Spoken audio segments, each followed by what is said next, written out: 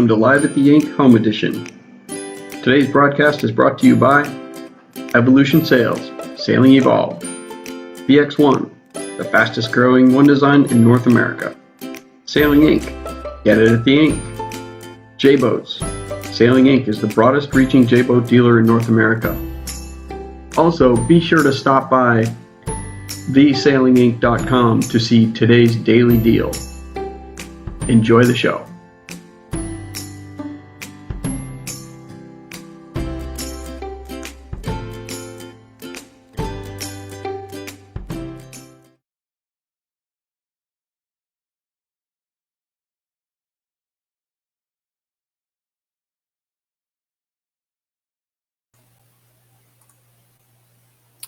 All right.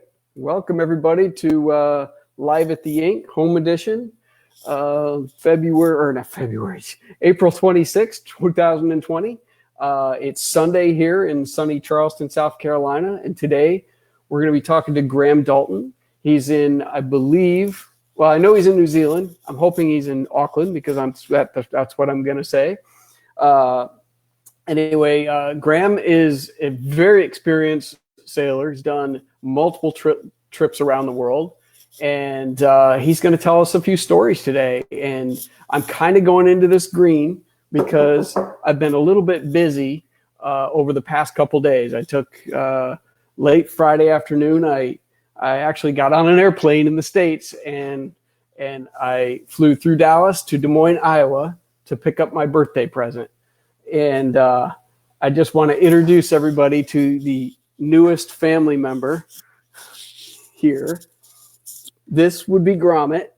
He is a 9-week-old Australian Shepherd toy variety, and he's my new best friend.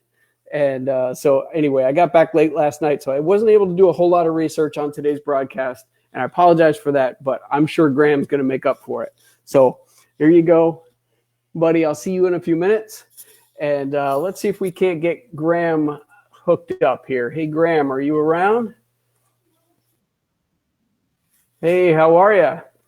Yeah, overworked and underpaid, really, but that's the world at the moment, I think. That's awesome. And was I wrong? Are you in Auckland? Yeah, Auckland. Yeah, it's about 9 o'clock in the morning here.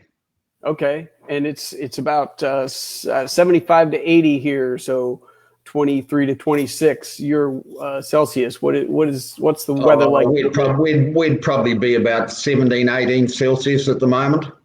Okay. Yeah. So not too cold, but not super warm either. It's going into fall there, right? So you're probably getting some chilly mornings. Oh, we're well into fall now. Well into fall. Yeah. Okay. All right.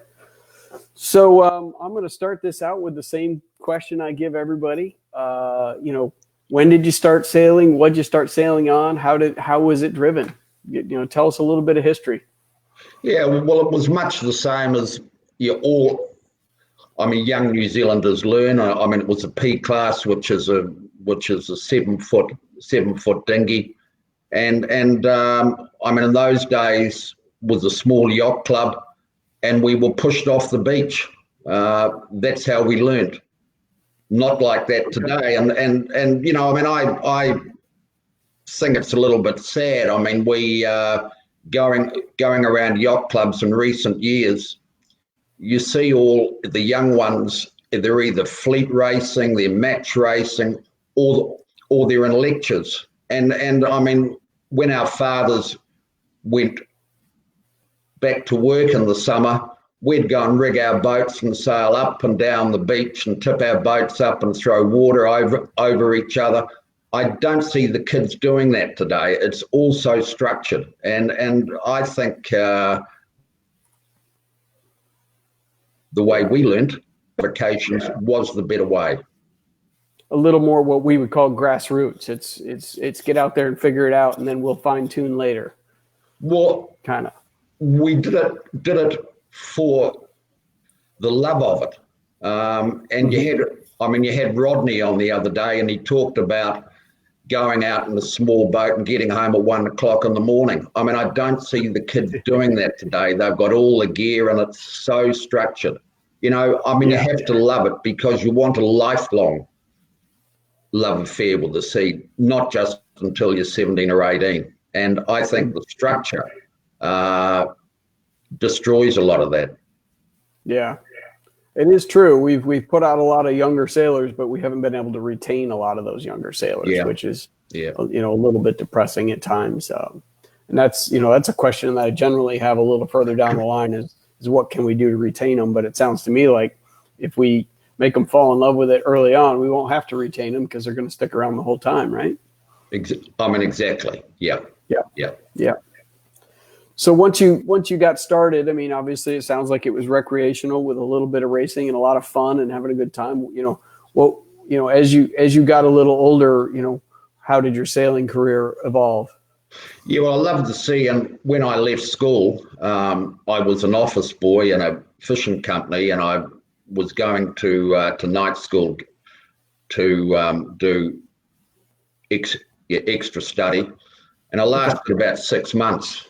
Basically, I ran off to sea, and I kind of went diving on a yacht up in the Pacific, and I thought, well, I'm just going to go, and I signed up for this boat. And I was only 17 or 18. And then I found out that to get a passport, you needed your parents' signature. Yeah. So that didn't work. So I did get my parents' signature. So I was sailing around the Pacific at 17 or 18. And I came back and I served my time as a sailmaker.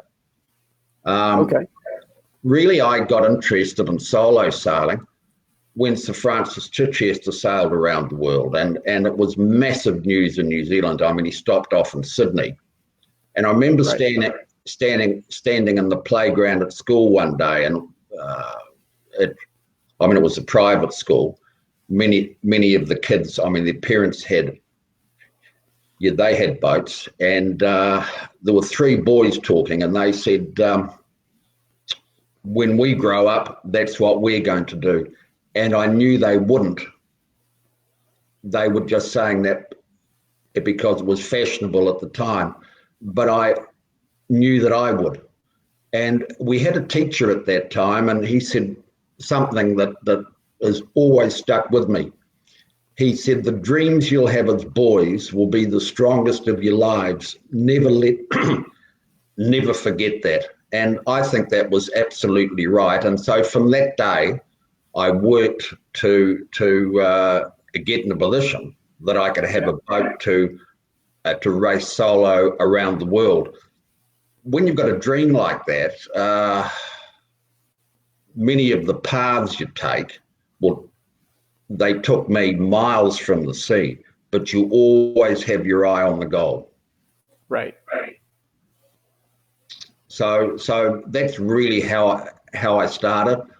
Then I got into my 40s and I realized that time was running out on me. So I put all my efforts into getting sponsorship. And I was turned down probably 1,000 times. And I phoned the New Zealand office of HSBC and spoke to the comms manager and said that I wanted to meet with the CEO. I was told that I couldn't, and it was never going to happen. And I said, well, if that's the case, I'm going to call you every 2 or 3 days until you give me a meeting.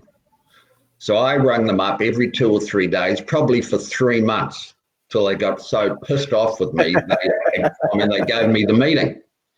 And from that, it was then referred to London. And that was the time, the America's Cup was on, and many people were after sponsorship.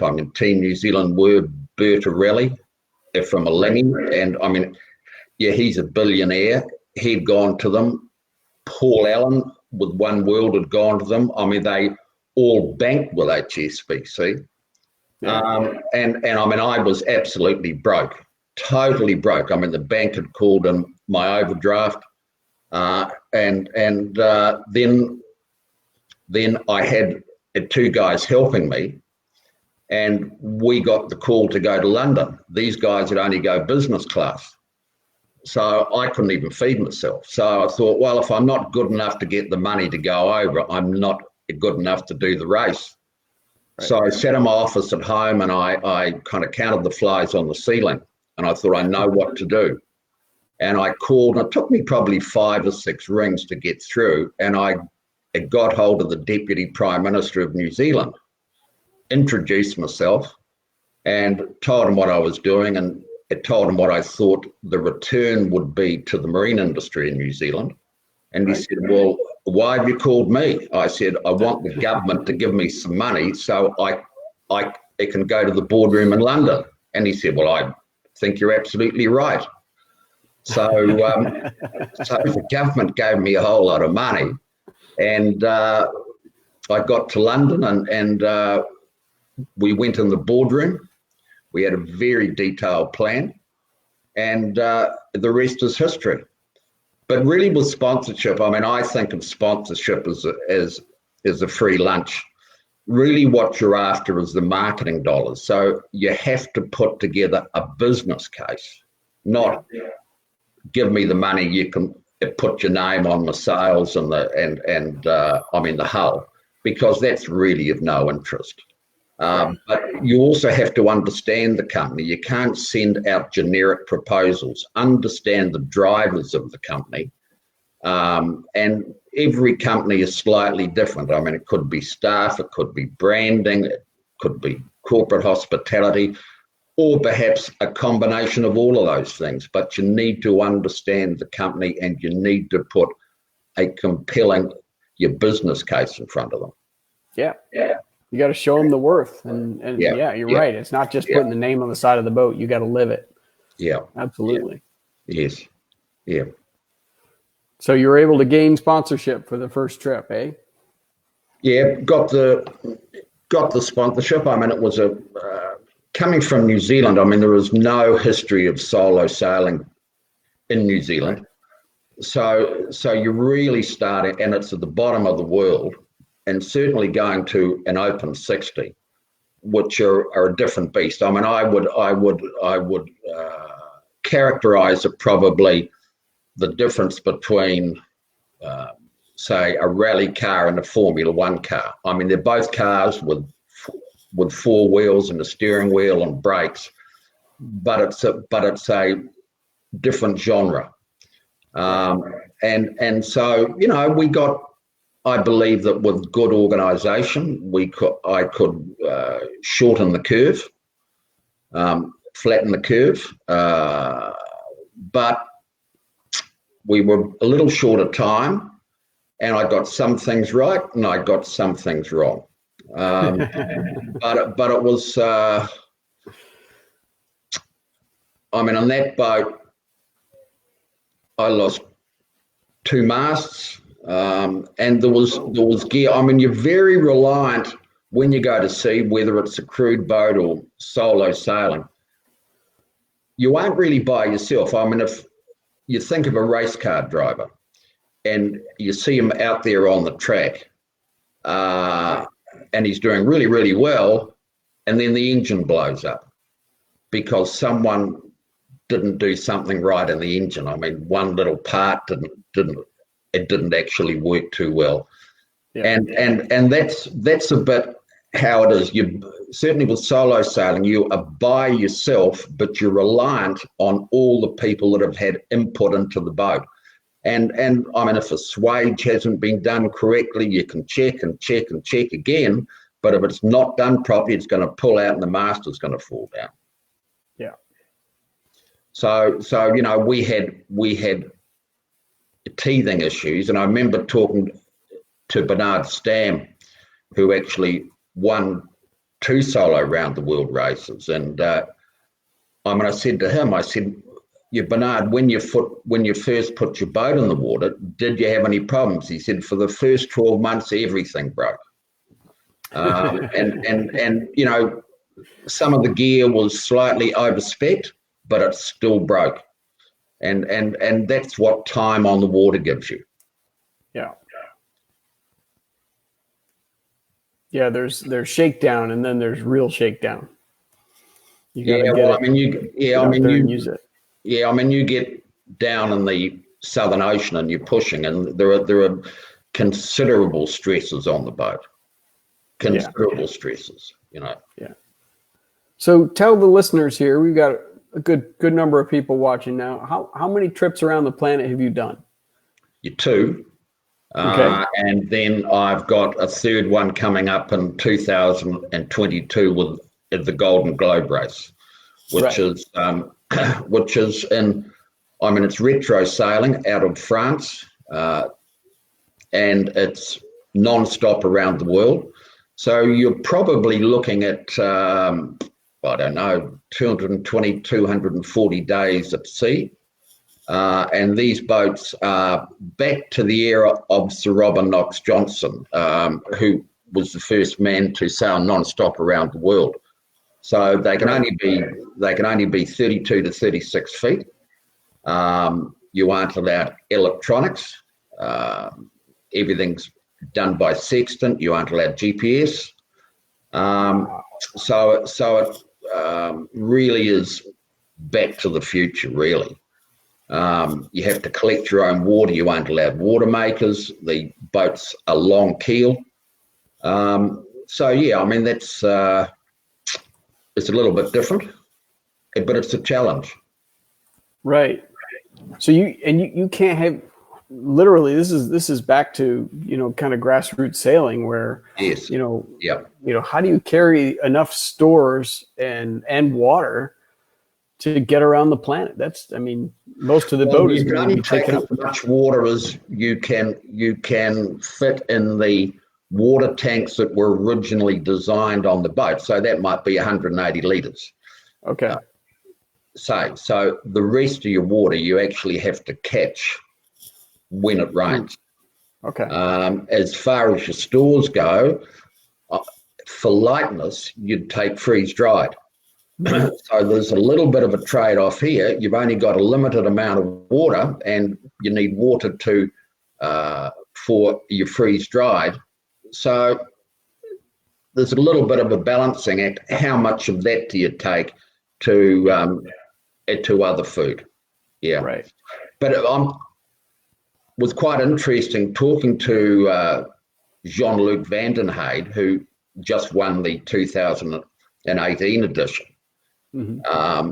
And I bought his boat.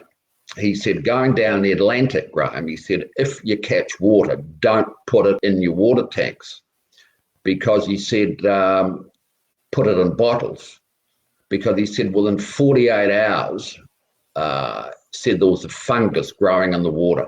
So whatever's up in the atmosphere is coming down. And I was quite surprised on that. You're in the middle of the Atlantic and you're getting all this crap out of the air. Yeah, that sounds. Who would have thought of that? You'd think it out there, you'd be, far enough away from any other pollution and land that you wouldn't be able to get that.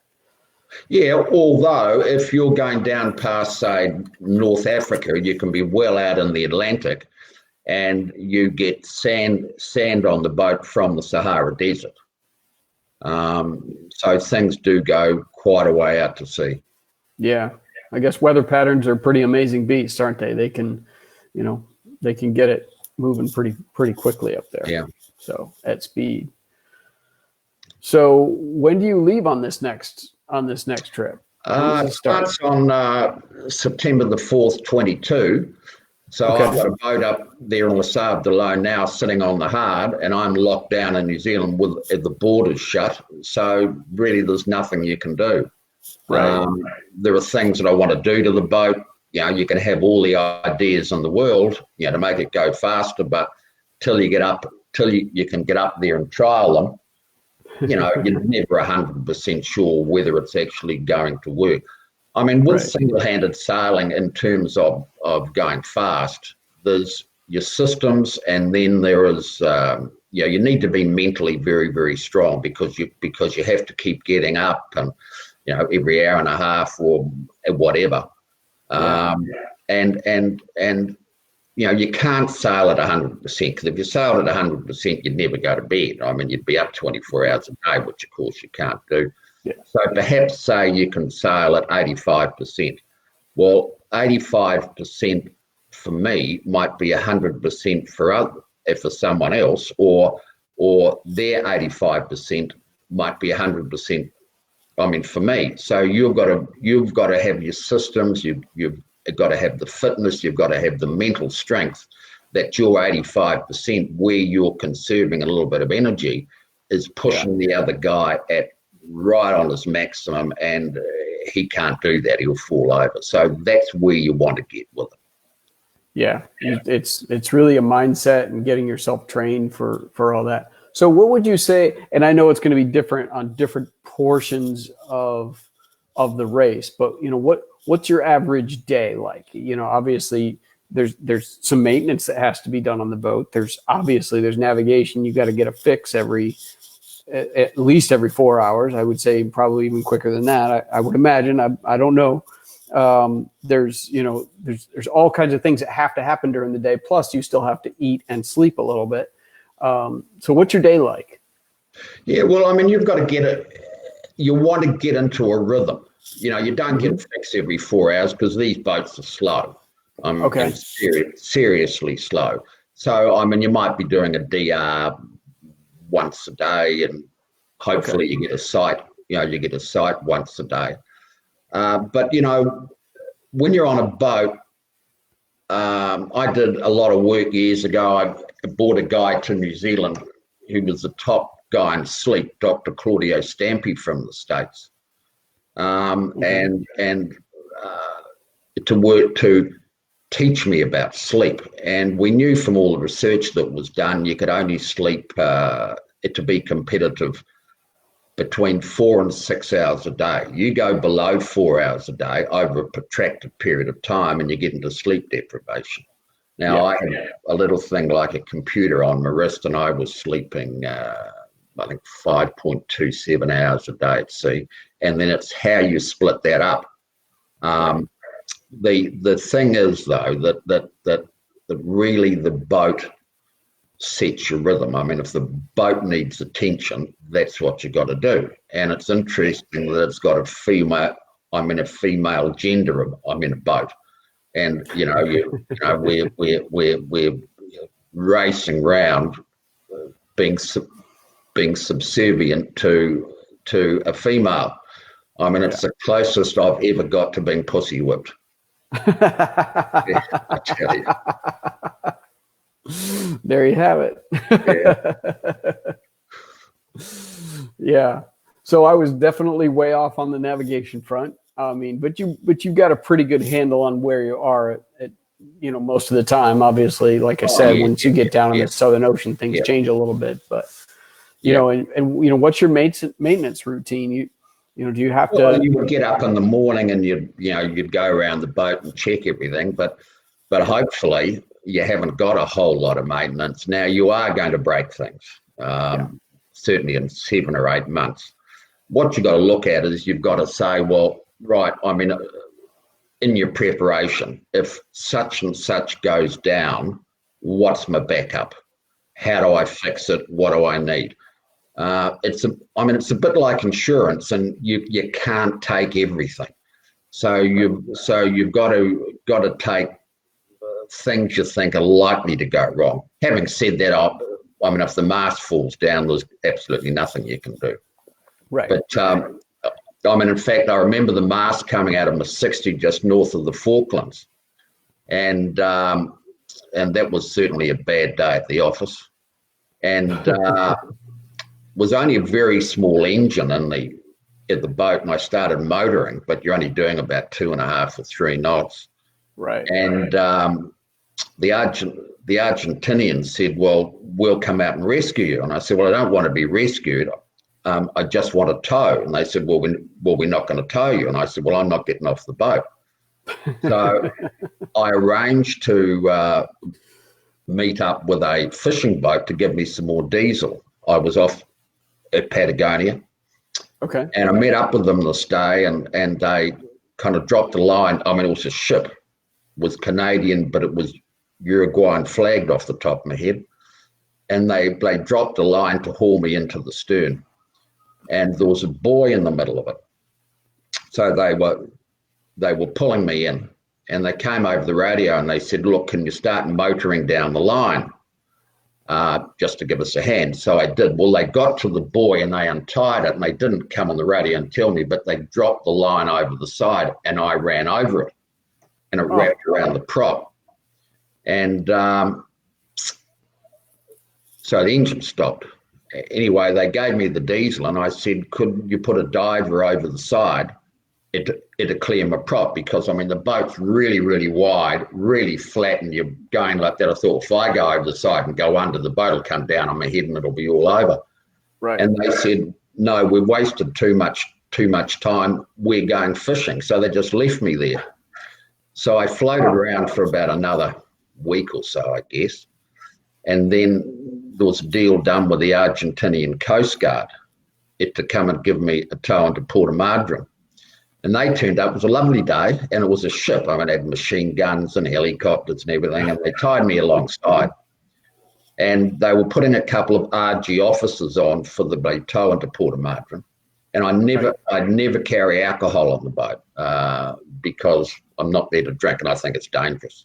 And it takes the edge off you too. So the captain came down. He said, anything you want, you can have. And I said, well, a couple of bottles of red wine, because I had the RG officers on board. And he went away, and he came back with a kind of plastic bag with his, and I threw them in the cockpit, and we start the tow, and I pulled them out. Now I'm still in the Southern Ocean.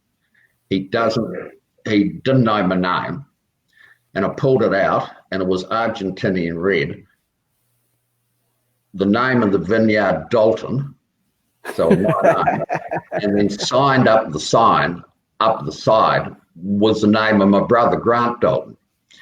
And when I got ashore, I went into a supermarket, and there's just racks of the stuff, and I bought Grant a bottle and brought it home and gave it to him. And I said, well, I mean, there's good news and bad news. And he said, what's the good news? I said, look, Dalton, Grant Dalton up the side. He said, what's the bad news? I said, it was 4 peso. He said, how much is that? I said, about $1.50 Kiwi. But yes, I mean, that was very, very, very strange. So a quick question here. It doesn't show up on the whole deal, but I'll try and read it out here. Matt Jess would be interested to hear about Graham's design choices. What designers did he consider for his open boats, and what were the reasons behind his final choices? Did he consider any other boats on the Golden Globe race? Well, the Golden Globe race, you have to have existing boats, and I don't know, they had to be designed in the 70s, no later than the end of the 70s or whatever. So, and then there's a list of approved boats. I've gone with the Rustler 36. I think all the boats are, they have advantages. I mean, you want waterline length. Right. I don't think you want big overhangs. To my eye, some of the boats that are there, they cut away too much in the stern. I think you want to hold your beam as much as you can in these sort of boats, as far aft as you can for stability. Right. So yeah, and I mean, the thing wants to be, you don't want a boat that's got teak decks, because that's weight. Yeah. So the choice was kind of made. I mean, the boats that performed best in the last race were the Rustlers. Not to say they will again, but Jean-Luc had done a lot of research into them, and I think of Jean-Luc as the godfather of world solo sailing. He's done 6 circumnavigations. He's had a second and a third in the Vendée. He's got the east-west non-stop solo record of 122 days off the top of my head, and he's just won the last edition of the Golden Globe race. So while I might do things a little bit differently, you don't dismiss someone like that's experience. Yeah. Absolutely. So Delwyn and Dockery What's your biggest concern sailing solo in the Southern Ocean?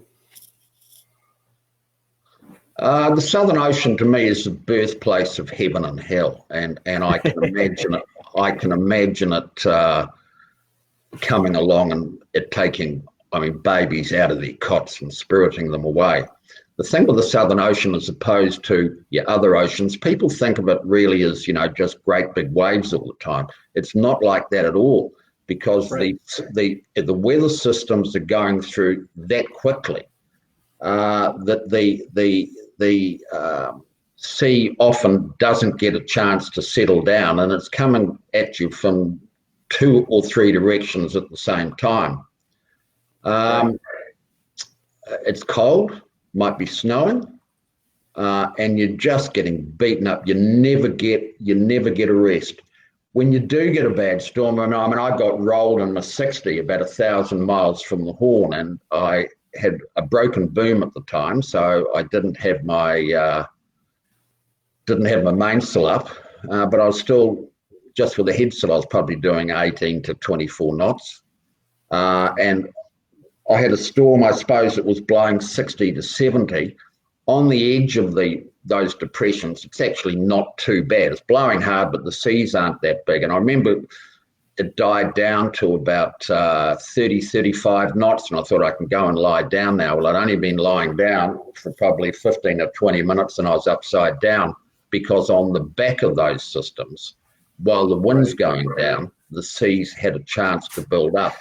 What you get, say you've got a 30-foot sea occasionally, and they don't last long, but you don't want to be in the way of them coming across on your beam. And I was probably running at about 150 true.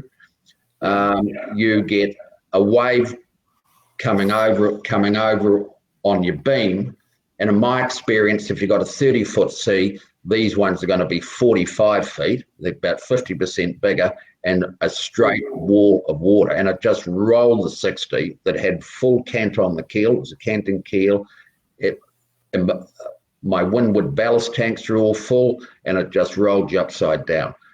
Now, in these boats for the GGR, I think you've probably got, 75% chance of being rolled. In this last race, you had an Indian naval commander in the southern Indian Ocean. He got rolled up, and rolled upside down, and he broke his back. They had to send a naval frigate down from India to actually rescue him and take him back to India. There were, something like 4 boats got rolled or it got abandoned in the Southern Ocean. These boats, probably my concern, to answer the question, the concern with these boats, don't get beam onto the sea. Because if you get beam onto the sea down the Southern Ocean, you're probably going to go over. But it's to a degree, it's Russian roulette, but you just got to back yourself. Yeah. So I have 2 questions that kind of came to me as we're thinking about this. Now, when you do this race for Golden Globe, say, do the organizers reach out to all of the neighboring countries as the race kind of moves around the planet to let them know that you're coming, and are they kind of on standby for you guys, or is it just kind of with all these round the world races, and there is a comprehensive safety plan, very comprehensive, and so all the search and rescue organisations know the race is coming through their territory. I will say that Don McIntyre, who's a very experienced guy and a very good person, that with the first edition of the GGR, there was a lot of concern in France that it was unbelievably dangerous and so forth. Now, his safety plan and what the boats had to go through and the skippers had to go through went to the French authorities, and they said it was the best organised offshore round the world race they had ever seen. Really? Yeah. So everything's done for safety. I mean, all the safety gear is the latest and the best. The reality is that when you're in the Southern Ocean, you could have a boat 100 meters away and you could still die. I mean, it's just that sort of place. But you know, if you focus on death, you're doing a suicide mission. And I don't do suicide missions. I take calculated risks. Right. You know, so you know that could be an outcome of what you want to do, but you don't focus on it. But no, the Southern Ocean, you'd be pleased to get out of it. And I mean, you're going to be down there in these boats for about 3 months, perhaps a little bit longer. So you're going to get beaten up. Now the other thing with these boats is that if there's a bad system coming with the open 60s, you're going so fast you can get out of the way. You can't get out of the way in these boats. Right. So you know, you can do what you can do, but you're going to get hammered. Yeah. So do you try and kind of position yourself so that you can be in a position to run off when you know the system's coming? You know, do you get into a position to where once it arrives, you'll be able to run off? Yeah, well, I mean, that's what you do. That's what you do. But these boats are so slow that even if you start to position yourself 2 or 3 days beforehand, the systems are so big, you're still going to get nailed. And they're moving really quick down there. Yes. Oh, yeah. Very, very, very fast. Yeah, very, very fast. So there are inherent risks with that. But really, solo sailing is not about going out and taking risks all the time. I mean, there is a risk factor just with doing what you're doing. But if you go looking for risk all the time, you're going to get caught out. So you have to manage risk. Yeah. Okay, that's really, really important. But don't go out taking risks all the time because you're going to get nailed. Yeah, absolutely.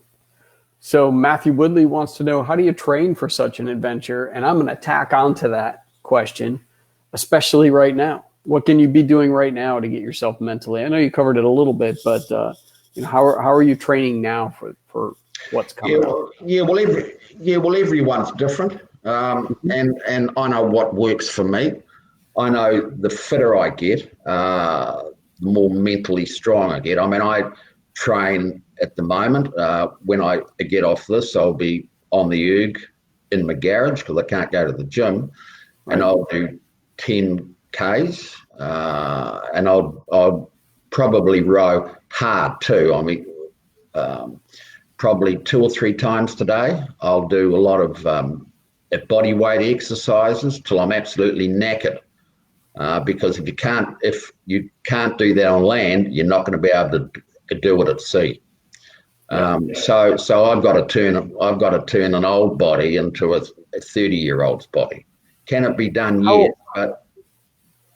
How old are you, Graham, if you don't mind me asking? Yeah, well, I mind you asking, but I'll still tell you. 66. So, you know, when you get a bit older, you can get in great shape, but you can't do it in 6 months. It's got to be the way you live your life. And yeah. I'd be fitter than most 30-year-olds now. Right. Pretty amazing. And yeah, it's physical and it's mental, and obviously you're doing some, always keeping up on weather systems and how patterns change and things like that. And it's got to be a lot going on. The mental side of it, you don't want to look like a bodybuilder, right. But you want to be in shape, you want to be strong, and the mental side of it is the most important thing. If you start one of these races in average condition, what actually happens is that you're at sea for so long, your physical condition keeps on stepping down, goes down all the time. So if you started off and you were okay, after you've been at sea a month or two, ain't going to be in good shape. And when you're not in good shape, you can't put, you can't push. I mean, if you've got to go up the rig, you want to go up the rig and perhaps you've got to do some work and you're going to get tossed around. When you get down, you're going to be tired. Now, if you're not in shape, that's going to take you days to recover from. You want to be able to go and lie down, have a sleep, get up, and you're good to go again. So your physical condition is very important. Again, don't look like a bodybuilder, but use all that conditioning to also help you get very mentally strong, because that is critical, absolutely critical. Yeah, absolutely. Yep. Well, that's awesome.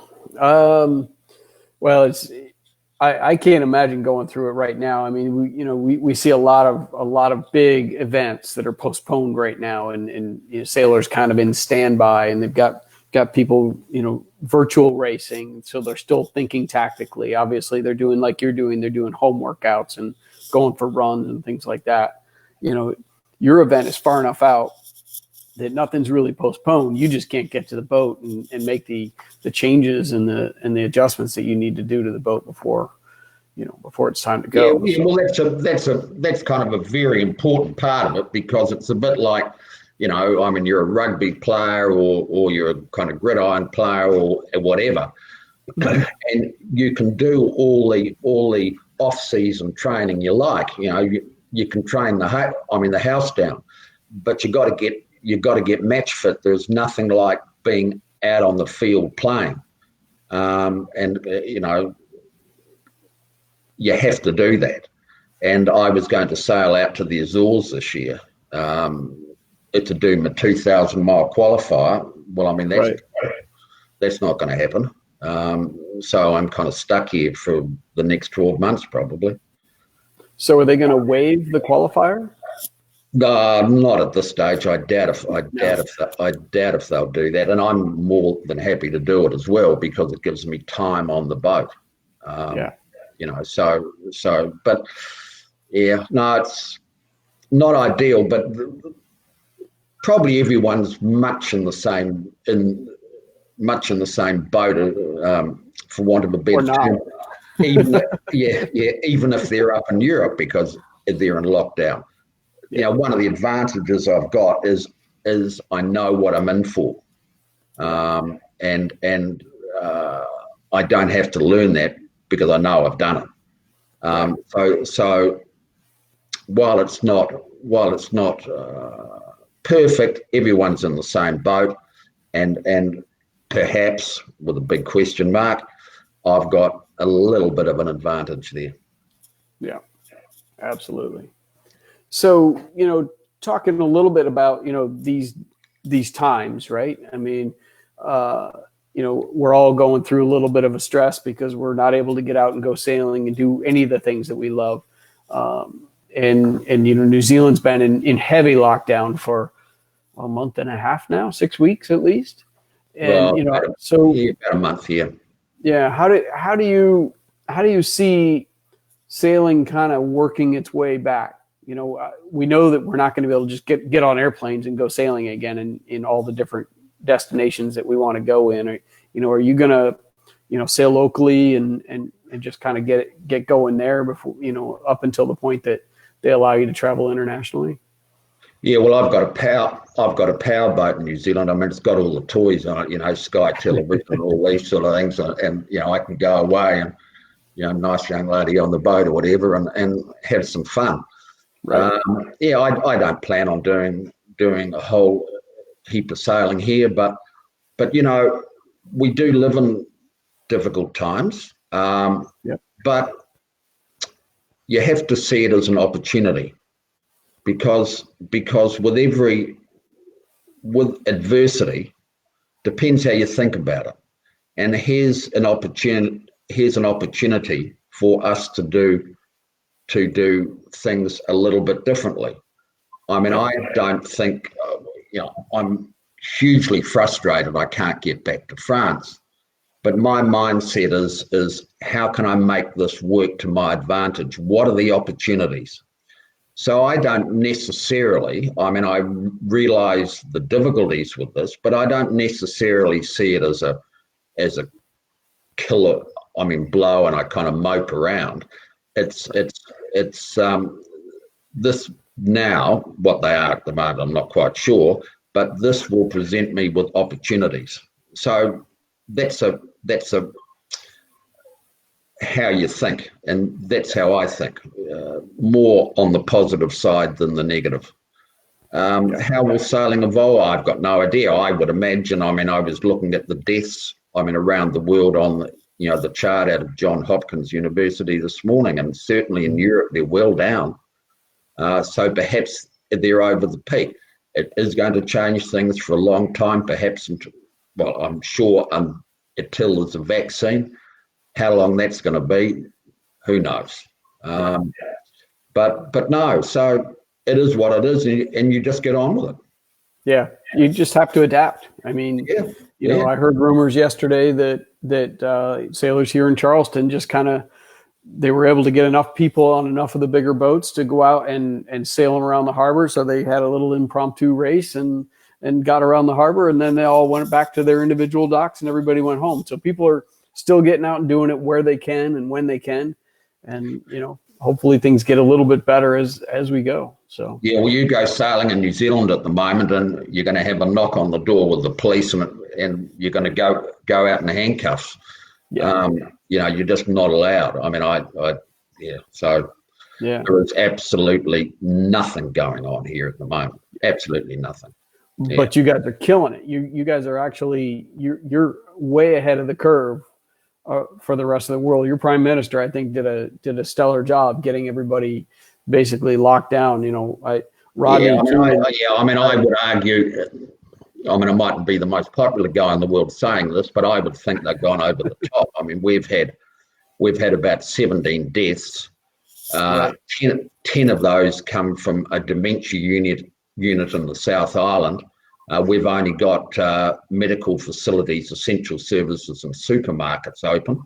I haven't seen any. I haven't read of any public transmission through supermarkets or whatever. So really, public transmission, we just haven't got it. And to be fair to the government, there's no playbook for this. Yeah. But I think that. They've overreacted, because really we haven't got the virus.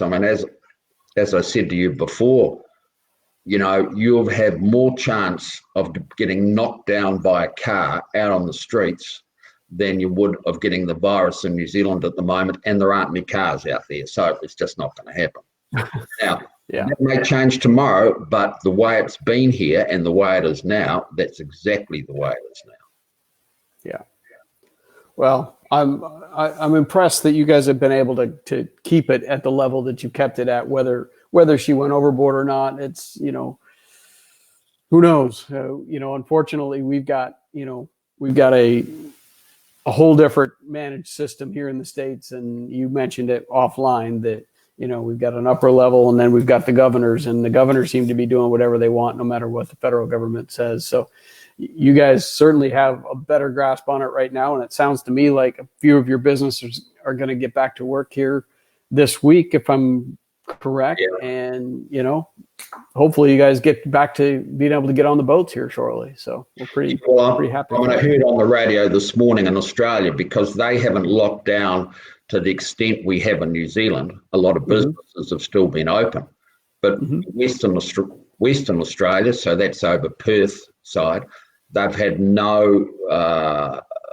cases in the last 24 hours. There are states in Australia that have had no cases at all, and they're very, in fact, they're further ahead of the curve than we are here in New Zealand, but they haven't locked down as hard as we have. Yeah. So there is talk now, and it will happen, that in the next few months, the borders between New Zealand and Australia, it will open, and we'll be able to go over there. They can come here. Yeah. Good. That's good. So, well, all right, Graham, I really appreciate you taking a little bit of time this morning to join us and talk to us a little bit. And we're all going to be watching I'll put this up here again so people can log into the race and kind of see how everything's evolving.